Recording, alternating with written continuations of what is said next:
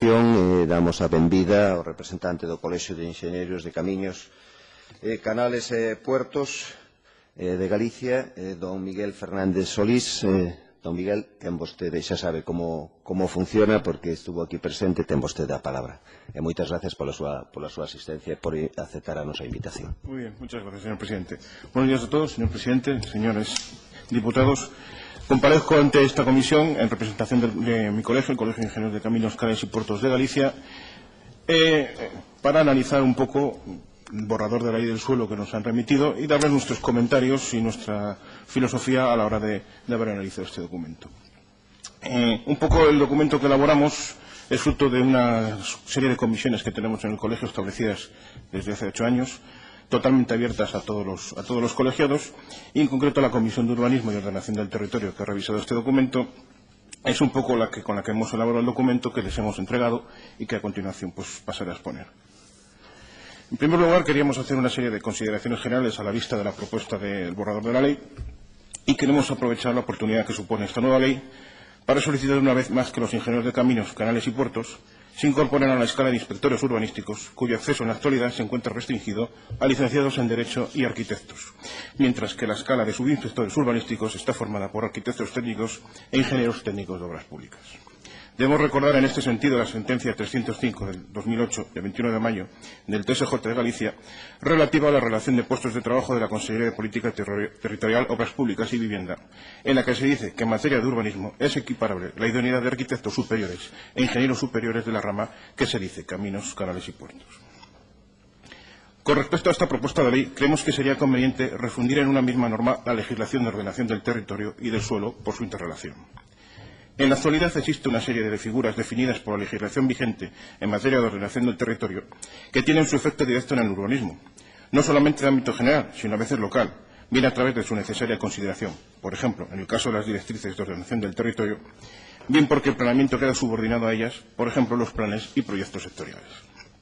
Teniendo en cuenta que el organismo competente para entender de estas materias dentro de la Consejería de Medio Ambiente, Territorio e Infraestructuras es precisamente la Secretaría General de Ordenación del Territorio y Urbanismo, creemos que sería coherente que la nueva ley deba contemplar de manera conjunta la ordenación del territorio general y el urbanismo, ordenación urbana, para integrar funciones, cometidos y competencias y considerar la ordenación en cascada. Proponemos, pues, que siguiendo otras disposiciones semejantes, la nueva ley sea título orientativo de ordenación del territorio y urbanismo, o similar, recogiendo que en su denominación la referencia a la ordenación de cualquier ámbito general y particular. Nos parece que en esta ley no se trata con la amplitud que se requiere el tema de las infraestructuras, cuya importancia es vital en el planeamiento urbanístico. Queremos introducir la idea de que si ante las sucesivas modificaciones que se vienen produciendo en la legislación urbanística de Galicia, a la que ahora se va a añadir esta nueva norma, no sería más conveniente hacer un texto refundido que incorporase las anteriores o incluso desarrollar la legislación vigente reglamentariamente en lugar de aprobar una nueva ley de gran extensión y que considere aspectos que creemos serían propios de un reglamento. A la vista de este borrador, nos parece que existe una aparente contradicción entre la simplificación normativa para las actividades, no solo con esta nueva ley, sino además con casos como la reciente aprobación de la Ley 9/2013, de 19 de diciembre, de emprendimiento y de competitividad de Galicia, y el aumento de la complejidad de trámites necesarios para los usos constructivos. Por último, antes de iniciar el análisis de alguno de los artículos del borrador, queremos exponer la idea de que se mantiene o incluso se incrementa la tutela de la administración local, disminuyendo con ello su autonomía y las competencias que la legislación vigente establece para los ayuntamientos.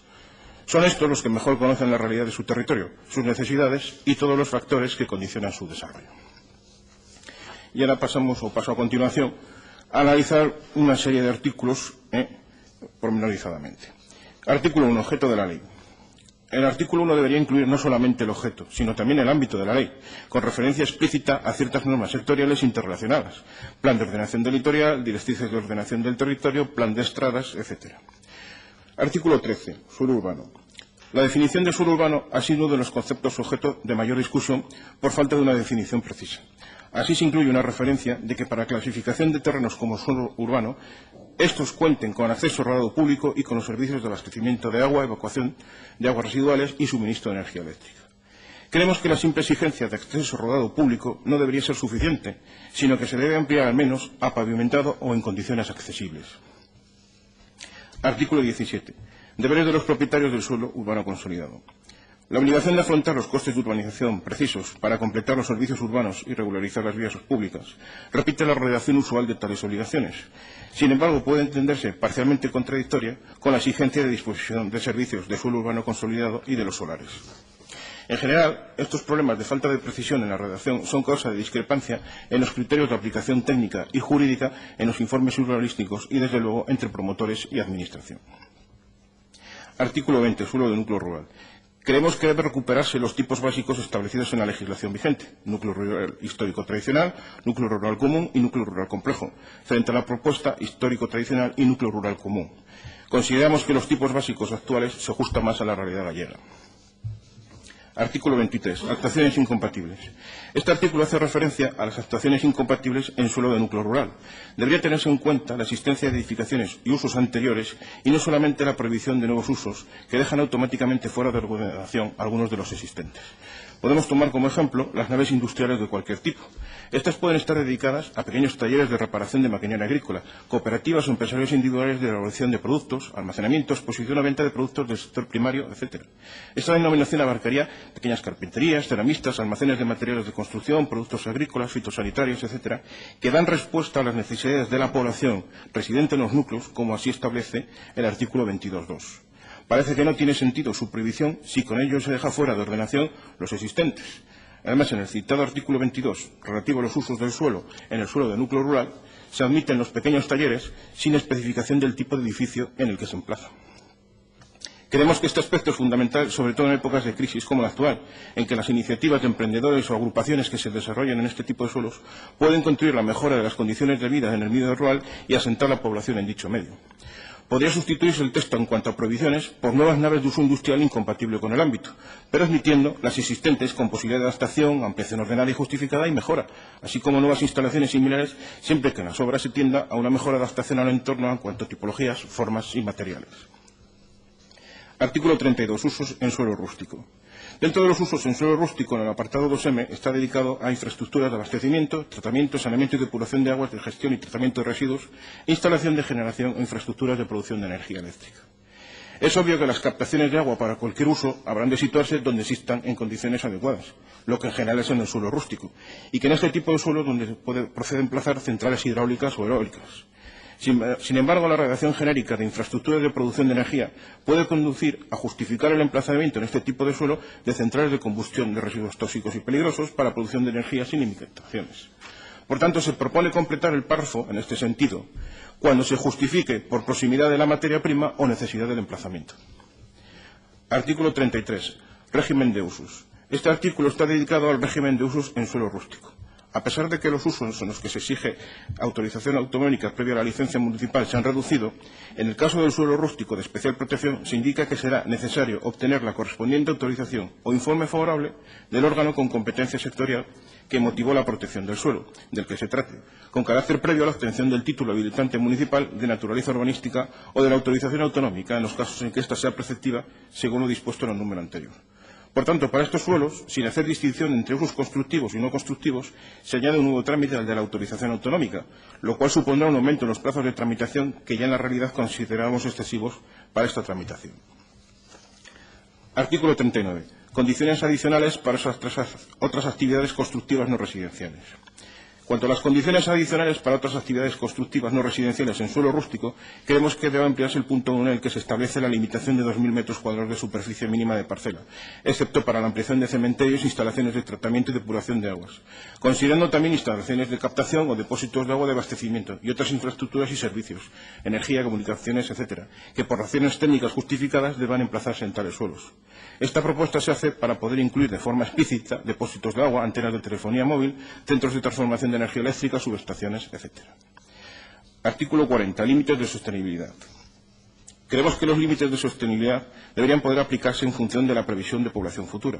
Esta previsión, siempre justificada, permitiría evitar saltos bruscos entre los escalones de población que se establecen. También podría aplicarse a dichos límites entre escalones unos márgenes en porcentaje para tener en cuenta municipios que se encuentran muy próximos a los citados límites. Artículo 46. Normas técnicas de planeamiento. Establece la figura de las normas técnicas de planeamiento que aún no ha sido desarrollada y que permitiría una cierta homogeneización de criterios y conceptos, de modo que en principio puede ser bienvenida. Sin embargo, creemos que sería conveniente que se amplíe el punto 2, añadiendo a la audiencia de la Federación Gallega de Municipios y Provincias la de otros organismos y colegios profesionales competentes en materia de urbanismo. Artículo 50. Determinaciones de carácter general. Dentro de las determinaciones de carácter general del Plan General de Ordenación Municipal, y con el fin de evitar incongruencias entre planeamientos de ayuntamientos colindantes, debería fijarse algún mecanismo que las impidiese. Podría establecerse, por ejemplo, que el informe de los ayuntamientos colindantes sea considerado como una alegación a la que deba dársele respuesta, justificando el porqué o no de su aceptación. También podría exigirse que exista una cierta concordancia o solapamiento entre las zonas colindantes entre ayuntamientos, con continuidad donde exista una ordenación detallada. Artículo 54. Determinaciones en suelo urbanizable. En las determinaciones en el suelo urbanizable, y a fin de facilitar el desarrollo del planeamiento flexibilizando las delimitaciones, se propone modificar el punto 1a en los siguientes términos. Propuesta de delimitación de sectores para su desarrollo en planes parciales adaptables en caso de justificación de conveniencia, oportunidad, simplificación por reducción de afectados, agregación o continuidad del suelo urbano u otras causas similares. El artículo 58 y siguientes está relacionado con el procedimiento para la aprobación del Plan General de Ordenación Municipal, y aquí haremos unas consideraciones generales para todos ellos. Sobre la elaboración del planeamiento municipal, aunque la norma fija plazos de diversas actuaciones, la realidad es que no establece ni los plazos mínimos ni los procedimientos que serían razonables y necesarios para evitar el bloqueo de la tramitación por parte de los ayuntamientos o incluso por los distintos organismos de las administraciones con informes sucesivos complementarios o emitidos fuera de plazo. Este punto debería ser revisado en profundidad para establecer mecanismos que impidan las paralizaciones no justificadas que conducen por la continua revisión normativa a trabajos inacabables de planeamiento con el consiguiente perjuicio económico de los equipos redactores que además ven como los pagos de los trabajos ya realizados están vinculados a la aprobación municipal y no a la entrega efectiva de dichos trabajos. En cuanto a la tramitación, entendemos que deberían considerarse diversos aspectos. En primer lugar, definición clara del alcance y contenido de los informes de la Consellería competente a los que ha de ser sometido un trabajo de planeamiento general, de manera similar a lo establecido en el artículo 86.1 de la LOU relativo al planeamiento de desarrollo. Segundo, determinado lo anterior, habrá que concretar y unificar criterios en los informes de la Consellería, de modo que no se va con informes muy dispares para trabajos similares en función de las aportaciones personales que el informante introduzca. Tercer punto, agilización en la emisión de informes, incluidos los sectoriales, fijando unos plazos máximos que una vez superados tendrían efecto de silencio positivo. Cuarto punto, búsqueda de simultaneidad en los informes, con el fin de que puedan ser recibidos por los redactores de planeamiento en un margen de tiempo lo más reducido posible. En quinto lugar, coordinación entre los informes de las diferentes administraciones para evitar resoluciones contradictorias. Y, en sexto lugar, aligerar el contenido de los planes generales en ayuntamientos sin complejidad urbanística. Simultáneamente, establecer mecanismos de tramitación sencillos para modificaciones puntuales que completen la ordenación proyectada. Llama la atención en el artículo 59.3 el establecimiento para los informes sectoriales de un plazo máximo de 3 meses, cuando en su redacción actual, el artículo 85.3, fija para estos informes un plazo máximo de 1 mes, excepto que la legislación sectorial señale otro plazo. No solamente se ha modificado este periodo máximo, sino que se elimina toda referencia a los plazos que pueda fijar la correspondiente legislación sectorial. Creemos que el establecimiento de plazos debe hacerse tras haber coordinado con las diferentes administraciones intervinientes, fijando entonces plazos coherentes y lo más ajustados posibles a la realidad. Por otra parte, en el equivalente al artículo 58 del borrador, en la legislación actual, que es el artículo 84, se establecía la obligatoriedad de redacción del plan por un equipo multidisciplinar con un mínimo de 3 especialistas, de lo que al menos uno debería ser arquitecto o ingeniero de caminos. Con la nueva redacción, probablemente debido a las interpretaciones actuales de que cualquier regulación supone una restricción a la competencia y libertad entre profesionales, no se exige la multidisciplinaridad ni una competencia legal en materia de urbanismo. Ello puede conducir a planes formulados con total desconocimiento no solo de la función del planeamiento, sino de los requisitos técnicos de ciertas infraestructuras y de la necesidad del encaje funcional y a futuro de la planificación. Consideramos necesario mantener los requisitos de multidisciplinariedad del equipo redactor, fijando que los equipos sean multidisciplinares y que deban contar necesariamente al menos con un ingeniero de caminos y, en lugar del actual O, un arquitecto. Es decir, un ingeniero de caminos y un arquitecto en ese equipo. Ha de garantizarse, con el fin de lograr un resultado óptimo, la competencia en materia urbanística de los profesionales que forman este equipo multidisciplinar. Artículo 86. Adaptación al ambiente y protección del paisaje. Este artículo sobre la adaptación al medio ambiente y protección del paisaje puede ser fundamental en cuanto a los resultados que puede producir a largo plazo en la imagen de Galicia. deberían incluirse medidas de carácter obligatorio y plazos para determinación en condiciones adecuadas de ornato, salubridad estética de cualquier construcción existente, con previsión de sanciones por su incumplimiento. Artículo 106. Objeto. Debido a la organización de la propiedad, este artículo, objeto de las operaciones de reorganización de la propiedad en suelo urbano consolidado o en suelo del núcleo rural, es fundamental, pero debería de ser no solo voluntarista, sino obligatorio para las partes afectadas. Ello implica que debería incluirse la imposibilidad de obtención de licencia de construcción en todo solar o terreno en el que, tras su edificación, queden solares lindantes que tengan imposibilitado su edificación, siendo en tales casos preceptiva la regularización previa. En tales casos, y con objeto de evitar acciones de prevalencia o obstaculización de alguna de las partes afectadas, debe establecerse el mecanismo legal de potestad de la Administración municipal para la fijación de condiciones y la posibilidad de expropiación a particulares si fuese preciso. Artículo 149. Prelación de licencias y otros títulos administrativos. La aplicación de este artículo sobre prelación de licencias y otros títulos administrativos, en su equivalencia en leyes anteriores y actuales, ha sido objeto de numerosos conflictos en los casos de licencias de edificios emplazados en áreas industriales que se proyectan sin usos previstos determinados para su posterior venta o alquiler por terceros. En tales casos no existe una actividad inicial, aun cuando por su emplazamiento la edificación deba estar destinada a los usos previstos o compatibles dentro de su ámbito, por ejemplo, industrial, comercial, etc., tras la correspondiente adaptación en obras e instalaciones a una actividad específica. Por tanto, el apartado 2 debe recoger este hecho para posibilitar la tramitación y autorización de licencia urbanística, en su caso, de edificios en emplazamientos de áreas empresariales sin actividad inicial, condicionados a su adaptación para actividades específicas en los términos de admisibilidad por su ubicación. Artículo 155. Deber de conservación y órdenes de ejecución en suelo rústico y de núcleo rural. Este artículo, y en particular su punto 5, debería emplearse realmente como base para una limpieza y eliminación de las construcciones a medio de realizar, estructuras iniciadas y abandonadas, etcétera, que tanto abundan en el medio rural de Galicia. Por razones de eficacia y para establecer procedimientos normalizados, rápidos y comunes a toda Galicia, debería contemplarse en este punto que sea la Agencia de Protección de la Realidad Urbanística la que, en defecto de ejecución por el ayuntamiento correspondiente o a simple solicitud de éste, sea la que realice el trámite de expropiación y demolición. Disposición transitoria primera. Régimen aplicable a los municipios con planeamiento no adaptado. En esta disposición relativa al régimen aplicable a los municipios con planeamiento no adaptado se establece que al resto del suelo urbanizable apto para urbanizar o rústico apto para el desarrollo urbanístico se aplicará lo establecido en esta ley para suelo rústico.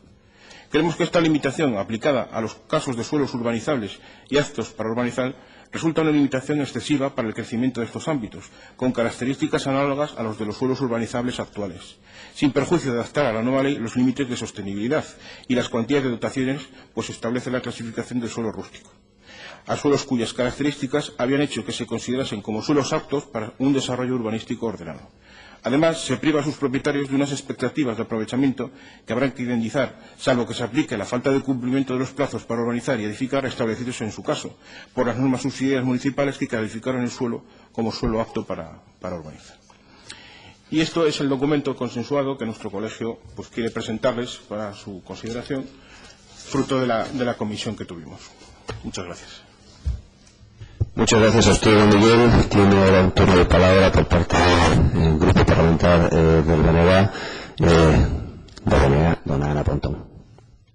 Moitas grazas, señor presidente. Darlle, en primeiro lugar, a benvida a esta comisión, así como tamén agradecerlle a súa intervención e o traballo que creo que fixo dunha maneira rigurosa e seria o Colexio de Enxeñeiros de Camiños, Canais e Portos de Galiza, que ademais decirlle que imos a estudar con detalle pois a documentación que se nos remite, porque creo que tocan cuestións moi precisas. En todo caso, decir que nos parece moi atinada algunhas das reflexións de carácter global que ten feito o seu grupo, sobre todo no relativo á necesidade de integrar mellor a ordenación do territorio e do solo, dado que está clara, como vostede decía, a súa interrelación e, sobre todo, a necesidade de que teñamos unha visión global da ordenación do territorio, dado que nós tamén entendemos que iso é clave.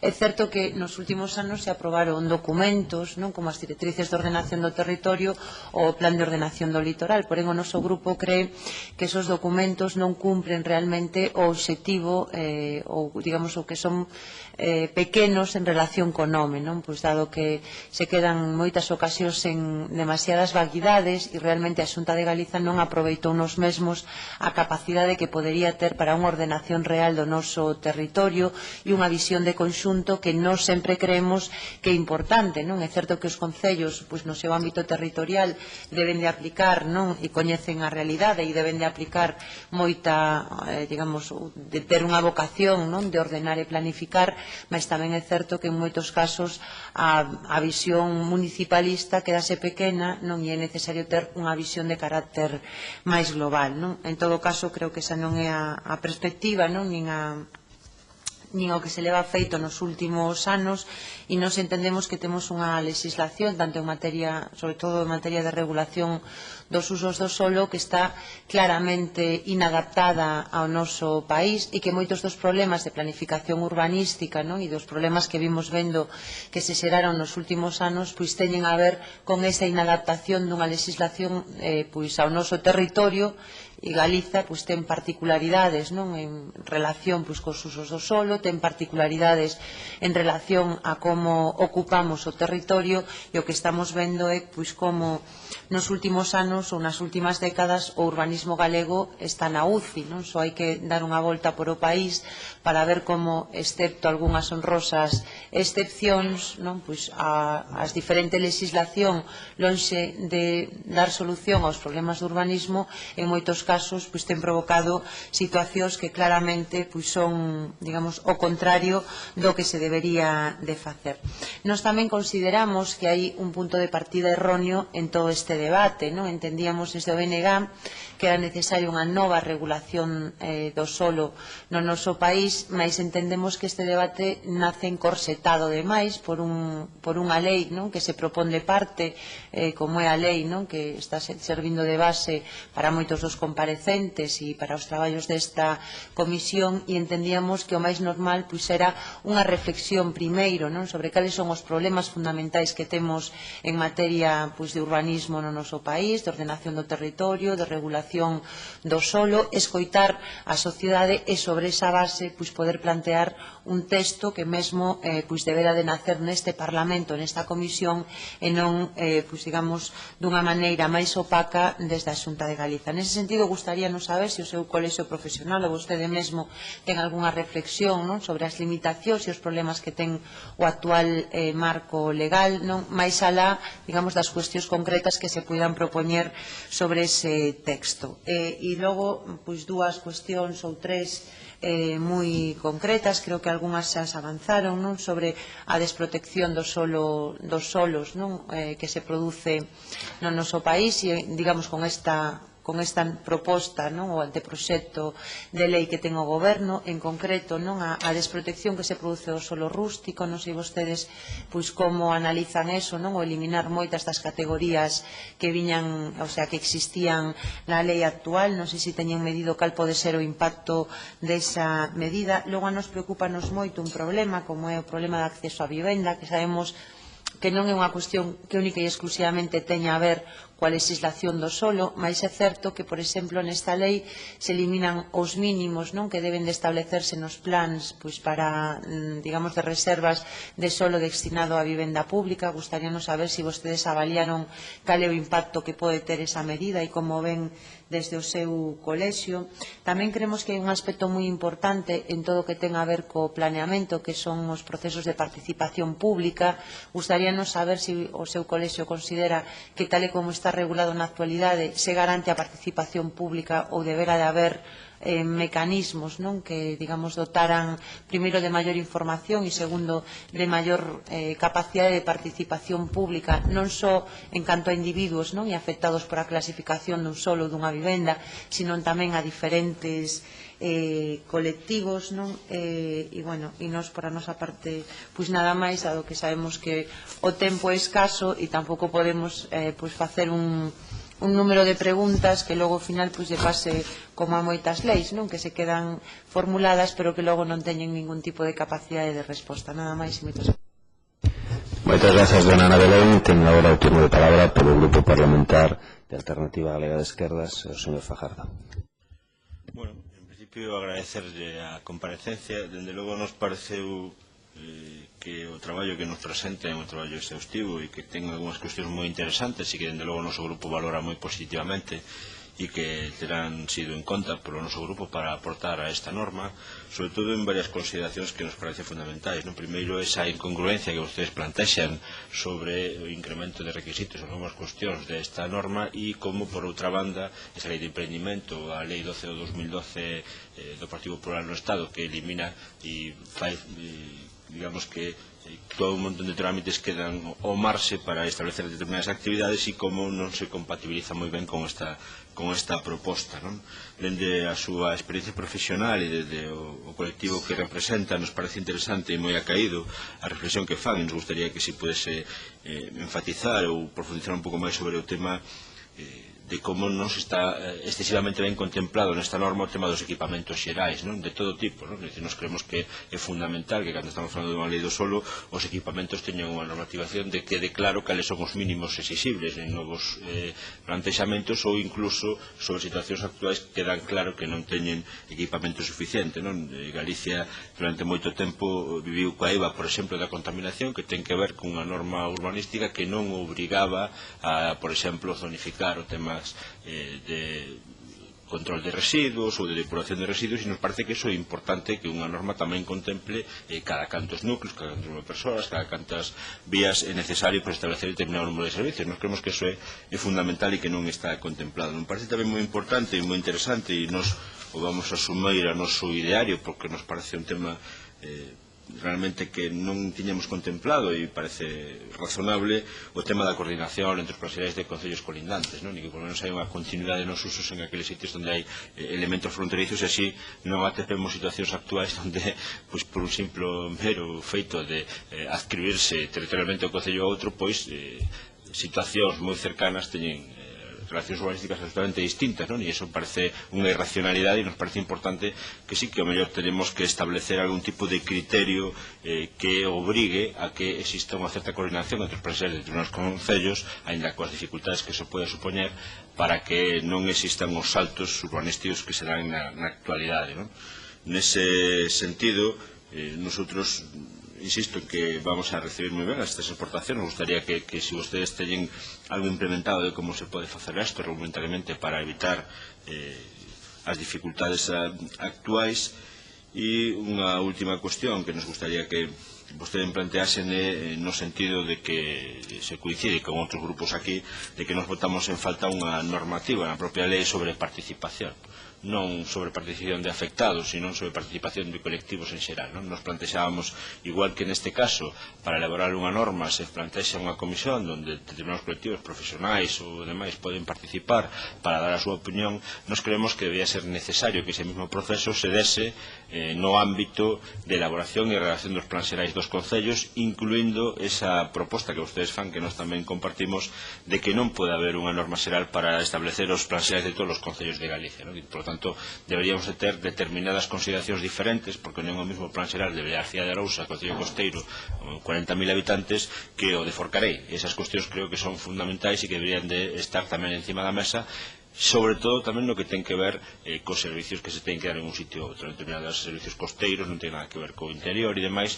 e por eso que as vosas reflexións nos parecen moi acaídas, e dende logo, como ademais hai un contacto aquí de correo electrónico e demais, utilizaremos para facervos chegar algunha achega e que podades opinar sobre as propostas que nos faremos a esta norma. Moitas gracias.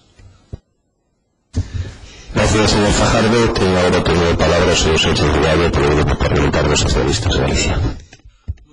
Señor Presidente, eu tamén veo unha benvida e o agradecimento porque se nos presenten este texto sintético e claro, tampouco me sorprende, os enxeñeiros parece que consustancial con súa propia profesión, o ser sintéticos, o ser claros e huir directamente á cuestión e non estar dando voltas. Por lo tanto, me parece que con eso honran vostedes o que é habitual na súa profesión, e con algo máis, que tradicionalmente nos últimos tempos parece que o urbanismo é cuestión de arquitectos, e a verdade é que tradicionalmente o urbanismo é cuestión de enxeñeiros, é dicir, os grandes urbanistas da historia son enxeñeiros, non eran arquitectos, incluso as grandes obras clásicas sobre urbanismo, como por exemplo a propia teoría da urbanización é de Ildefonso Cerdá, que foi un enxeñeiro que foi o que diseñou Barcelona en realidad,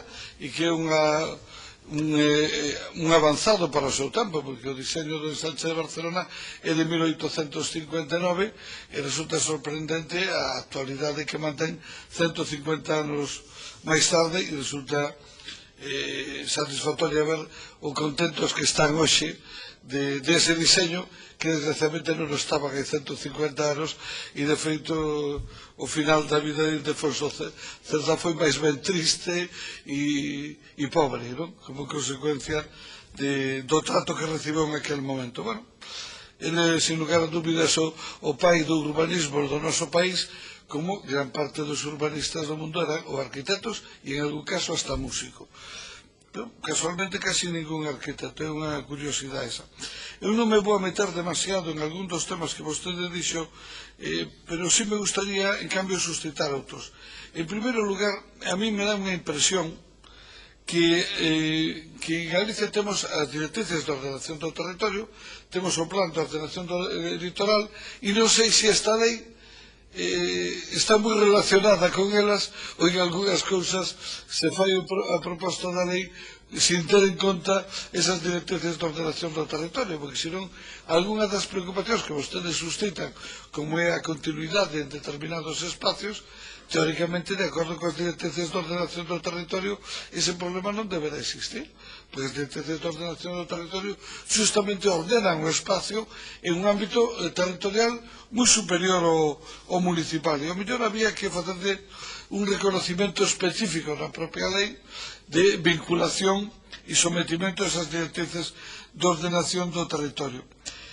Hai unha pregunta que eu lle fago a casi todo o mundo, e tamén lle vou facer a vostede, si que me dé a súa opinión de por que pensa vostede que só 72 concellos de Galicia sobre 315 teñen un planeamento adaptado á lei, e porque, por lo tanto, hai 243 que non o teñen, e hai 54 ou 55 que non teñen absolutamente nada. Por que pensa vostede que se dá esa situación?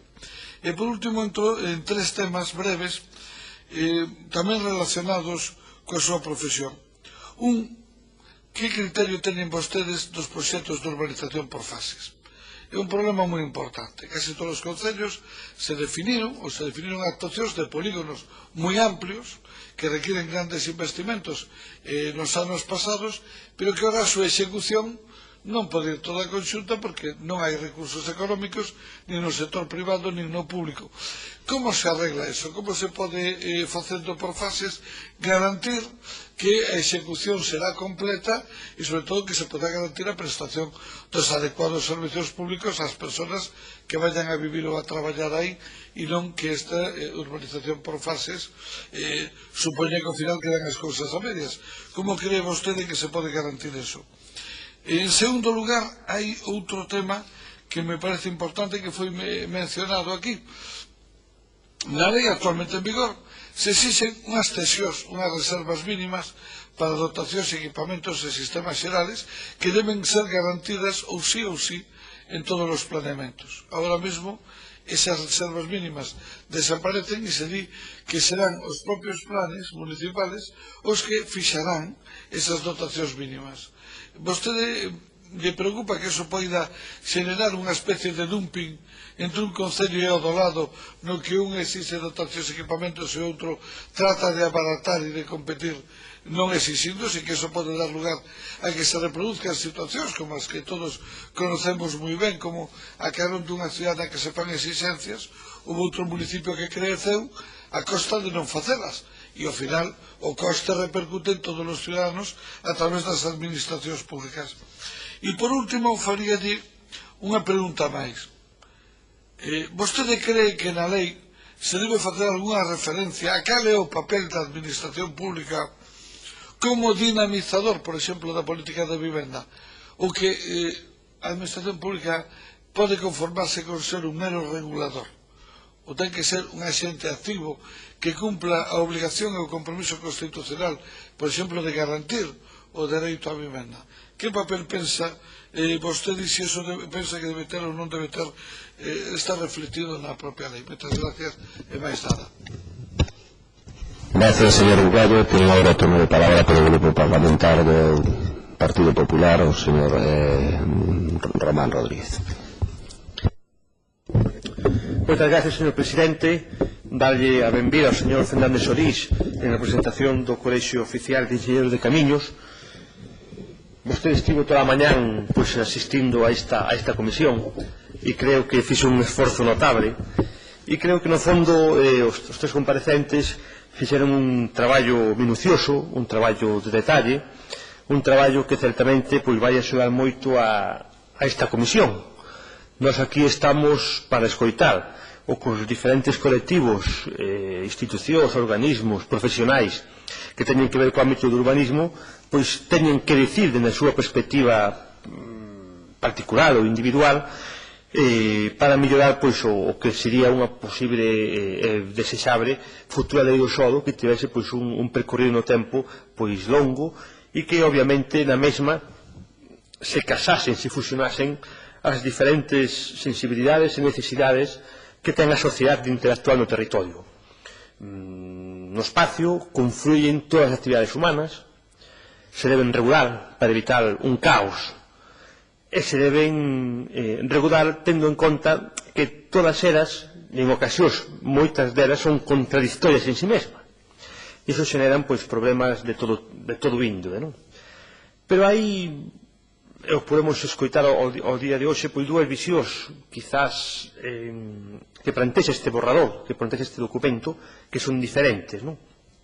Por unha parte está o modelo territorial, o modelo de ocupación do espacio por parte dos agentes económicos, da sociedade, das persoas, das familias, das empresas, e por outra parte está o que ten que ver coa tramitación administrativa dos instrumentos de ordenación ou de planeamento, sexan territorial ou sexan urbanístico, non? Estamos vendo, e vemos tamén na súa intervención, se pudo ver, como o que é o diseño do modelo territorial está moi ben sellado desde o punto de vista non só municipal, senón sobre todo do punto de vista territorial. E en ese sentido, tamén xa se citou, Galicia conta con un instrumento que son as directrices de ordenación do territorio, que como todo instrumento territorial non ten un carácter vinculante, ten un carácter indicativo, e precisamente as determinacións que plantexa teñen que ser tiras en conta por os instrumentos territoriais, por os instrumentos urbanísticos, como pode ser un planeamento municipal, non? E en estas directrices se fixa, en certa medida, pois un modelo, unha imaxe futura, unha prospección no tempo, do que debería ser pois a mellor Galicia posible no punto de vista do que é o sistema de asentamentos, as infraestructuras, as dotacións públicas, os principais ámbitos de solos protegidos, solos de produción, solos residenciais. E en ese sentido, un pouco a reflexión, non a pregunta, porque unha vez que temos o seu texto entendemos que todo está aportado aí, pero si unha reflexión quizás máis, non tan xeneril, senón máis aberta, non tan concreta, que plantexarían na súa experiencia profesional, porque o enxeñeiro traballa no ámbito local, pero tamén traballa no ámbito supralocal, é dicir, unha carretera non pasa por un concello, pasa por diferentes concellos, ou calquera outra infraestructura deste tipo, que seguramente nesta elaboración destes instrumentos ou destes proxectos terán que vostedes xogar con diferentes planeamentos municipales e incluso territoriales. Cal sería, como reflexión, o que se debería facer para poder vencellar os múltiples instrumentos territoriales que temos, planes sectoriales, planes de carreteras, planes de calquer tipo de infraestructuras, cos planeamentos urbanísticos. É dicir, os planeamentos urbanísticos poden ou deben ter capacidade de intervir, de modificar os instrumentos territoriales, ou se esa adaptación que lle den na actualidade sobrevenida aos planeamentos municipales pois sea positiva dentro da súa perspectiva de profesionales que interactúan no territorio. Dito isto, pois, en función do que vostede aporta, sin dúbida, pois, o estudaremos con detalle.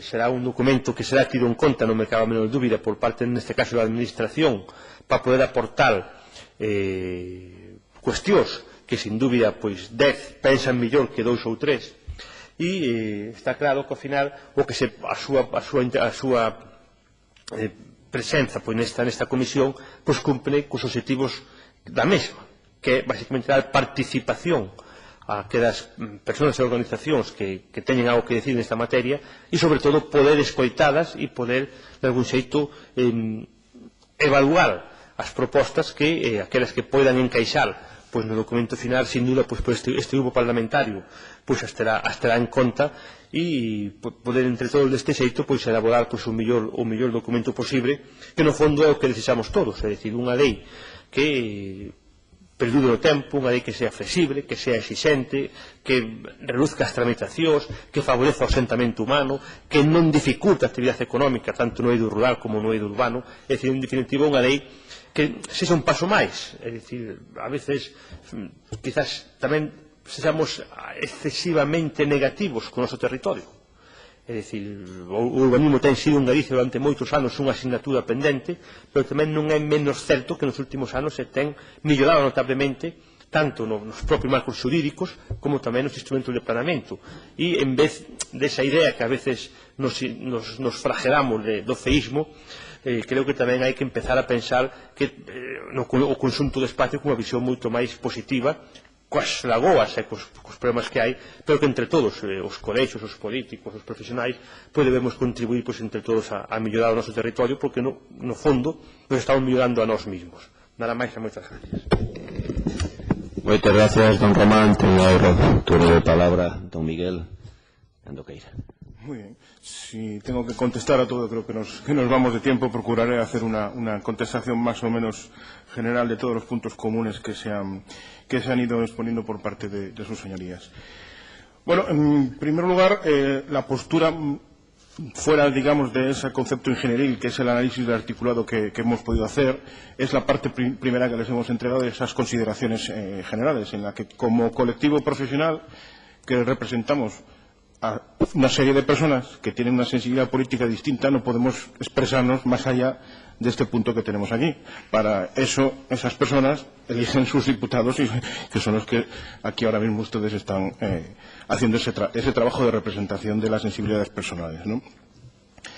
El problema que básicamente vemos de cómo coordinar los instrumentos de ordenación del territorio con los instrumentos de urbanismo, de planeamiento, de esa visión supramunicipal frente a esa visión local, es inversión pública.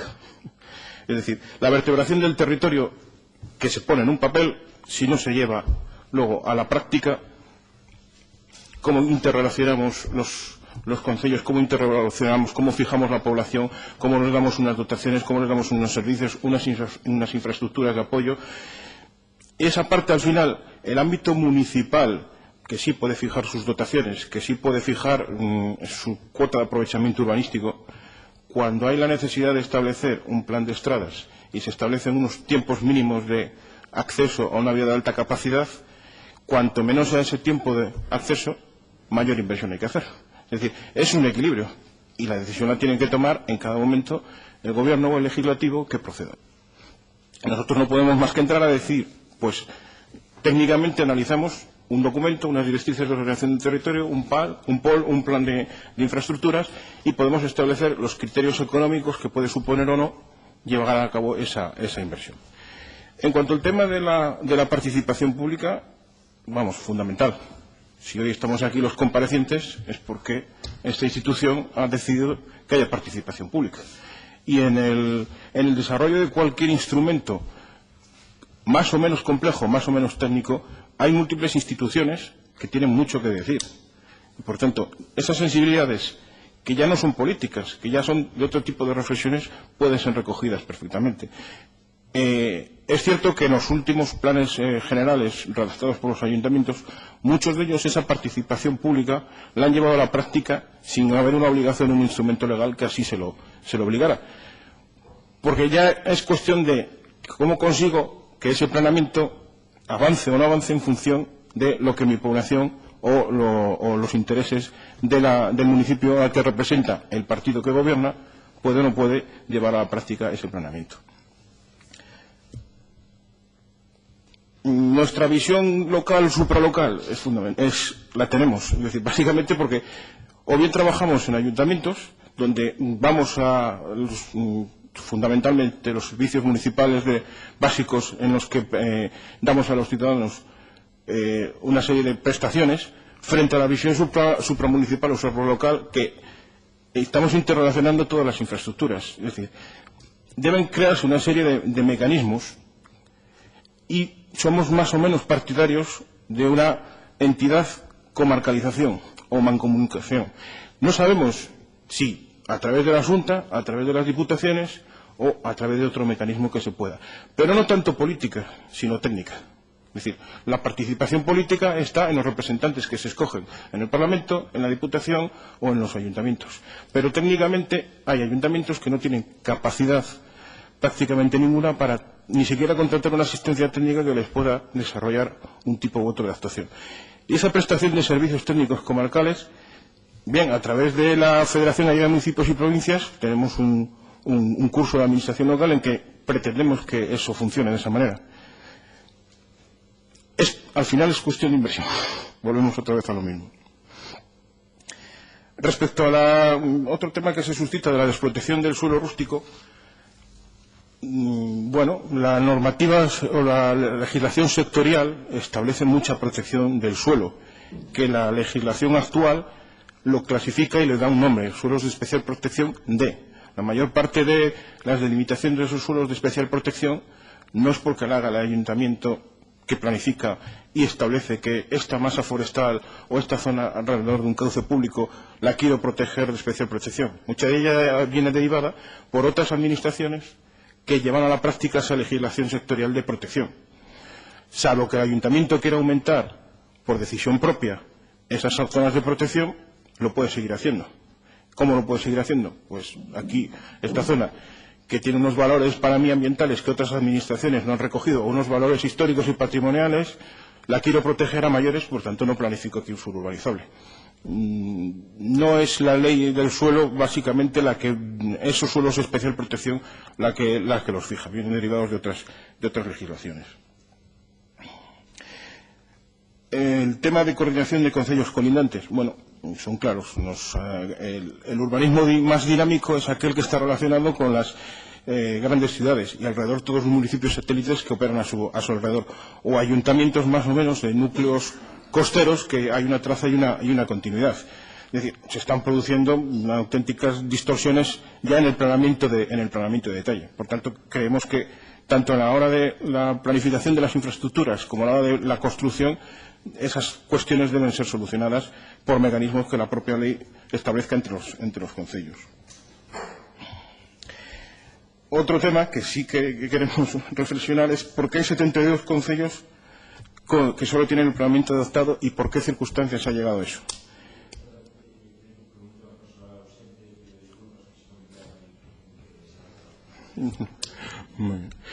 Está disculpado, señor Fajardo.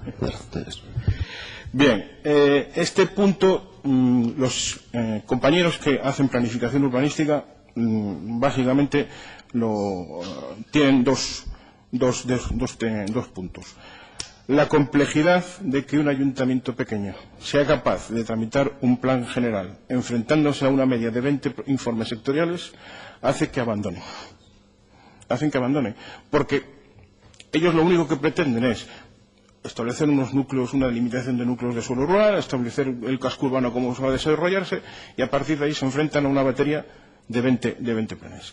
Y en segunda parte, porque ese proceso que alarga la tramitación de un plan general hace que el rumbo político de los 4 años, los alcaldes, si no lo aprueban en los 2 primeros años el plan general, en los 2 segundos años ya no se atreven por el coste político que le supone. Y acaba en un cajón. Los grandes ayuntamientos tienen capacidad más para manejar este asunto, pero en los pequeños ayuntamientos casi todo es razones de cuestión de plazos que se solapan con los ritmos políticos. En cuanto a fijar dotaciones mínimas por el Concello, pues como en el tema de los impuestos, si en un territorio pones más impuestos y en otro territorio pones menos impuestos, el promotor irá a aquel territorio donde le salga más barato realizar la operación. A corto plazo puede haber una expansión, pero a medio y largo plazo aquellos ayuntamientos que no puedan dar servicios perderán población porque su población irá a aquellos ayuntamientos que le pueden dar servicios. Por lo tanto, es un equilibrio que al menos unas dotaciones mínimas creemos que deberían estar garantizadas y reguladas. Que un ayuntamiento desea meter unas dotaciones superiores ya es una cuestión de cada uno de ellos. El tema del papel dinamizador de la vivienda pública. Hombre, como ingenieros de caminos no tenemos mucha postura en ese sentido, porque no es el ámbito nuestro de actuación. Entonces no podemos pronunciarnos en ese sentido.